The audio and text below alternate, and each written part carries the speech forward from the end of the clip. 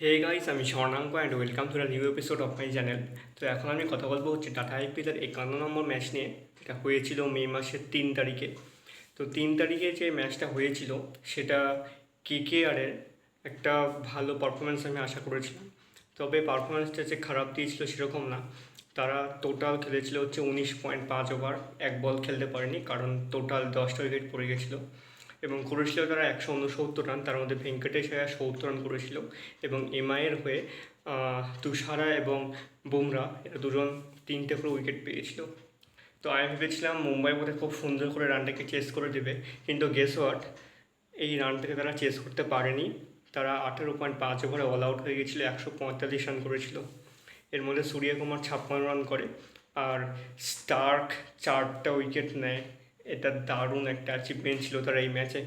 এবং বরুণ চক্রবর্তী, সুনীল নারিন এবং Andre Russell দুটো করে উইকেট পেয়েছিল টোটাল 10টা উইকেটের মধ্যে। তো ব্যাপারটা কিন্তু একটা দারুণ হয়েছিল। আর এই ম্যাচটা জেতার সাথে আরও এক ধাপ এগিয়ে গেল প্লে অফসের দিকে। দেখা যাক এর পরের ম্যাচগুলোতে কে আর কেমন খেলে। আর মুম্বাইয়ের সম্ভবত ওঠার আশা অনেক কম হয়ে যাচ্ছে দিন দিন। তো এই ছিল আজকের ভিডিও। ভালো লেগে থাকলে অবশ্যই চ্যানেলটিকে সাবস্ক্রাইব করে দিও।